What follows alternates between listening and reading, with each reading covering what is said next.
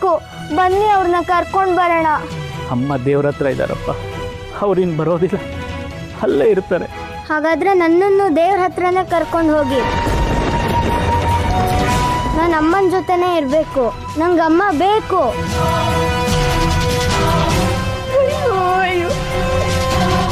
ನನ್ನ ಮಗಳನ್ನ ನನ್ನ ಕೈಯಾರೆ ನಾನೇ ಕೊಂದುಬಿಟ್ಟೆ. ನಮ್ಮ ಮನೆಯವರು ಬೇಡ ಬೇಡ ಅಂದ್ರು ನಾನೇ ಹಠ ಮಾಡಿಬಿಟ್ಟೆ. ನನ್ನ ಮಗಳು ಬಯಸಿ ಅವರನ್ನೇ ಮದುವೆ ಆಗ್ತೀನಿ ಅಂತ ಹಠ ಹಿಡಿದ್ಬಿಟ್ಲು. ಬಾಳೆ ತರ ಬೆಳೆಸಿದ ಮಗಳನ್ನ ನಾನ್ ಕಳ್ಕೊಂಡ್ಬಿಟ್ಟೆ.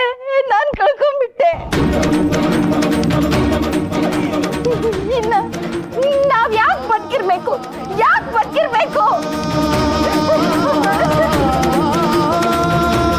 ತಾಯಿ ಸಚಿದೇವಿ, ನನ್ನ ಮಗಳು ನಿನ್ನನ್ನೇ ನಂಬಿದ್ಲು, ನೀನೇ ಅವಳನ್ನ ಕಾಪಾಡ್ಲಿಲ್ವಲ್ಲ ತಾಯಿ.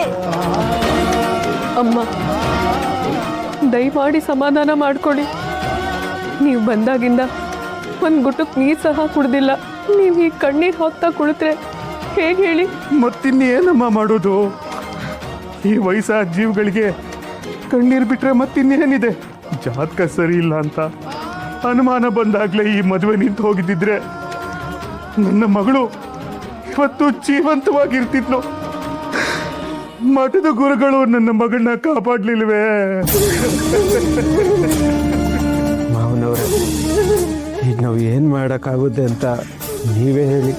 ಹೌದಪ್ಪ, ಈಗೇನು ಮಾಡೋಕ್ಕಾಗಲ್ಲ. ನಾವು ಹೆಣ್ಣು ಕೊಟ್ಟವರು ದೂರ ಇದ್ವಿ, ನೀವು ಹತ್ರ ಇದ್ರಲ್ವಾ, ಏನಾದರೂ ಮಾಡ್ಬೋದಾಗಿತ್ತು. ಅವ್ರನ್ನ ಬೇರೆ ಕಳ್ಸಿದ್ಮೇಲೆ ಅವ್ರ ಸಂಸಾರ ಹೇಗಿದೆ ಅಂತ ಗಮನಿಸ್ಬೇಕಾಗಿತ್ತು. ಪಾಪ ನನ್ನ ಮಗಳು ಏನೂ ಅರಿಯದ ಮುಗ್ದೆ. ಅಮ್ಮ ಒಳ್ಳೆ ಮನೆತನ ಅಂತೆ, ಹುಡುಗ ಒಳ್ಳೆ ಕೊಡುವಂತ ಅಂತೆ, ನಾನು ಅವ್ರನ್ನೇ ಮದುವೆ ಆಗ್ತೀನಿ ಅಂತ ಅಂದ್ಲು. ಆ ತಾಯಿ ಗೋಪಮ್ಮ, ನಿಮ್ ಮಗಳು ನಮ್ಮನೆ ಸೊಸೆಯಾಗಿ ಬಂದ್ರೆ ನಮ್ಮನೆಗೆ ಭಾಗ್ಯಲಕ್ಷ್ಮಿ ಬಂದಂಗ ಆಗುತ್ತೆ ಅಂತ ಹೇಳಿದ್ರು. ನಾವ್ ಆಸೆ ಪಟ್ಟು ಮದುವೆ ಮಾಡಿದ್ದೆ ನಮ್ಮ ದೌರ್ಭಾಗ್ಯ ಆಗೋಯ್ತು. ತಾಯಿ, ನಮಗೂ ಇದು ಗೊತ್ತಿರ್ಲಿಲ್ಲ. ಗೊತ್ತಾಗಿದ್ದಿದ್ರೆ ಖಂಡಿತ ಇಷ್ಟೆಲ್ಲ ಆಗೋದಕ್ಕೆ ಬಿಡ್ತಾ ಇರ್ಲಿಲ್ಲ. ನೀವು ಈ ರೀತಿ ಅನ್ನ ನೀರು ಬಿಟ್ಟು ಕೂತ್ರೆ ಹೇಗೆ ಹೇಳಿ? ನಾವು ಹೆಣ್ಣು ಹೆತ್ತೋರಪ್ಪ, ಹೆಣ್ಣು ಹೆತ್ತೋರು. ನಮ್ಮ ಕಷ್ಟ ನಿಮಗೆ ಹೇಗೆ ಅರ್ಥ ಆಗುತ್ತೆ? ಬಡಬಡಾಯಿಸ ಇನ್ನೇನ್ ಮಾಡ್ಲಿ ಗೋವಿಂದ, ನಾನು ಏನೇ ರಣತಂತ್ರ ಮಾಡಿದ್ರು ಅದು ನನಗೆ ತಿರುಗುಬಾಣ ಆಗ್ತಾ ಇದೆ. ಮಠಕ್ಕೆ ಬಂದ ಮೇಲೆ ಸರಸ್ವತಿನ ಭೇಟಿ ಮಾಡಿ ಆ ವೆಂಕಟನಾಥನ ಮೇಲೆ ಎತ್ತು ಕಟ್ಟಬೇಕು, ಇವನು ಮಾನನ ಹರಾಜಾಕ್ಬೇಕು, ಆ ಮೂಲಕ ಅವನಿಗೆ ಅವಮಾನ ಮಾಡಿ ಅವನು ತಾನಾಗಿನೇ ಮಠ ಬಿಟ್ಟು ಓಡ್ ಹೋಗೋ ಹಾಗೆ ಮಾಡಬೇಕು ಅಂತ ದೊಡ್ಡದಾಗಿ ರಣತಂತ್ರ ರೂಪಿಸಿದ್ದೆ. ಆದ್ರೆ ಇಲ್ಲಿಗೆ ಬರೋ ಹೊತ್ತಿಗೆ ಅವಳೇ ಗೋವಿಂದ ಗೋವಿಂದ. ಅದೃಷ್ಟ ಕೈ ಕೊಟ್ರೆ ದರ್ಬೇನು ಪೊರ್ಕೆ ಹುಲ್ಲಾಗತ್ತಂತೆ ಗುರುಗಳೇ. ನಿಮಗೆ ಭೋಗೇಂದ್ರ ಅಂತ ಹೆಸರಿದೆ ಹೊರತು ಭೋಗಾನೂ ಇಲ್ಲ, ಪದವಿ ಅಧಿಕಾರನೂ ಇಲ್ಲ. ಅದೇ ನಿಮ್ಮ ವೈರಿಗೆ ನೋಡಿ, ಈ ವಯಸ್ಸಿಗೆ ಹೊರಲಾರದಷ್ಟು ಬಿರುದು ಬಾವಲಿಗಳು, ಮದುವೆಯಾಗಿ ಸಂಸಾರ ಸುಖ, ಸನ್ಯಾಸಿಯಾಗಿ ಪರಮಾಂಸ ಪೀಠ, ಮಕ್ಕಳಿಂದ ಮುದುಕರ ತನಕ ಅವ್ರಿಗೆ ಕಾಲಿಗೆ ಬೀಳೋದೇನು, ಆಶೀರ್ವಾದ ಪಡೆಯೋದೇನು. ನೀವೇನೇ ಹೇಳಿ, ಯೋಗ ಅಂದ್ರೆ ಅದು ರಾಜಯೋಗ ಅಲ್ಲ, ಅದಕ್ಕಿಂತ ದೊಡ್ಡ ಯೋಗ ಅವ್ರದ್ದು. ನಿಮ್ ಜಾತಕದಲ್ಲೂ ಇದೆ ಕಿತ್ತೋಗಿರೋ ಯೋಗ. ನನ್ನ ಸಹಾಯ ಪಡೆದು ನನ್ನ ಸೇವಕನಾಗಿರೋ ಅಂದ್ರೆ ನನ್ನ ವೈರ್ಯ ಹೊಗಳು ಬಟ್ಟಾಗಿ ಕೆಲಸ ಮಾಡ್ತಾ ಇದೀಯಾ? ನನ್ನ ತಂತ್ರಗಳು ವಿಫಲ ಆಗಿರ್ಬೋದು, ಆದ್ರೆ ಪ್ರಯತ್ನಗಳು ನಿಲ್ಲೋದಿಲ್ಲ.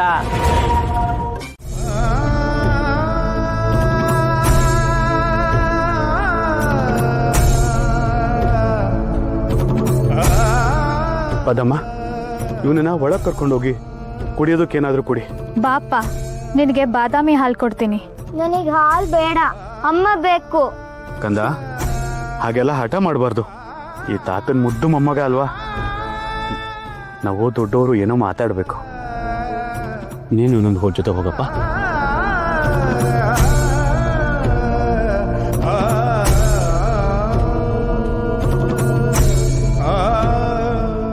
ಆಚಾರ್ಯರೇ, ಕರ್ಮಗಳೆಲ್ಲ ಮುಗಿದು ನಾವಿನ್ನೂ ಎಷ್ಟು ದಿನ ಅಂತ ಇಲ್ಲೇ ಇರೋಕ್ಕಾಗುತ್ತೆ? ನಮ್ಮ ಮೊಮ್ಮಗನ ಕರ್ಕೊಂಡು ನಾವು ನಾಳೆನೇ ನಮ್ಮ ಮನೆಗೆ ಹೊರಡ್ತೀವಿ. ಮಾವನವ್ರೆ, ನಾವು ಬಂದು ಬಹಳ ದಿನಗಳಾಯಿತು, ನಾವು ಹೊರಡಬೇಕು. ಲಕ್ಷ್ಮೀನಾರಾಯಣ ನಮ್ಮ ಜೊತೆನೇ ಬರಲಿ. ಹೀಗೆ ನಮ್ಮ ಮಗ ಜೊತೆಯಾಗಿರ್ತಾನೆ. ಅವನ ಒಡನಾಟದಿಂದ ಇಲ್ಲಿನ ಕಹಿ ನೆನಪುಗಳು ಮರೆಯಾಗ್ಬೋದು. ಮನೇಲಿ ಅವನ್ ಸೋದ್ರ ಮಾವ ಇದಾನಪ್ಪ. ಮಗಳಂತರೂ ಕಳ್ಕೊಂಡ್ವಿ, ಇವನಾದ್ರೂ ನಮ್ಮ ಜೊತೆಲಿ ಇರ್ಲಿ. ಅಮ್ಮ, ನೀವು ಹೇಳೋದೇನೋ ಸರಿನೇ. ನಿಮ್ಮ ನೋವು ನಮ್ಗೆ ಅರ್ಥ ಆಗತ್ತೆ. ಆದರೆ ಪೂರ್ವಾಶ್ರಮದ ವೆಂಕಟನಾಥರ ಹೆಸರು ಹೇಳೋಕ್ಕಂತ ಇರೋದು ಇವನು ಒಬ್ಬನೇ. ಇವನು ನಿಮ್ಮ ಜೊತೆಗೆ ಬಂದ್ಬಿಟ್ರೆ ಇಲ್ಲಿ ವಂಶದ ಹೆಸರು ಹೇಳಿ ದೀಪ ಹಚ್ಚೋದು ಯಾರು? ಹೌದು ಅತ್ತೆಯವರೇ, ಅವನು ನಿಮ್ಮ ಮೊಮ್ಮಗ. ಯಾವಾಗ ಬೇಕಾದರೂ ಬಂದು ನೋಡ್ಕೊಂಡೋಗಿ, ಹಬ್ಬ ಹರಿದಿನಗಳಿಗೆ ಕರ್ಕೊಂಡೋಗಿ. ನಾವೇನು ಬೇಡ ಅನ್ನೋದಿಲ್ಲ, ಆದರೆ ಅವನು ನಮ್ಮ ಜೊತೆನೇ ಬೆಳೀಲಿ. ಹುಟ್ಟುತ್ತಾ ಅಣ್ಣ ತಮ್ಮಂದ್ರು, ಬೆಳೀತಾ ದಾಯಾದಿಗಳು ಅಂತ ಗಾದೆನೇ ಇಲ್ವೇನಪ್ಪ? ನಿಮ್ಮ ಜೊತೆಯಲ್ಲಿದ್ದರೆ ಅವನು ಅಪ್ಪ ಅಮ್ಮನ ಜೊತೆಲಿ ಇದ್ದಾಗತ್ತೇನಪ್ಪ. ನಿಮ್ಮ ಮಗ ನಿಮಗೆ ಮಗನೇ ಹೊರತು ನನ್ನ ಮೊಮ್ಮಗ ನಿಮಗೆ ಯಾವತ್ತೂ ಮಗ ಆಗೋದಕ್ಕೆ ಸಾಧ್ಯನೇ ಇಲ್ಲ. ಅವನು ನನ್ನ ಮಗಳ ಮಗ, ಅವನು ನಮ್ಮ ಜೊತೆಲಿ ಬರ್ತಾನಷ್ಟೇ.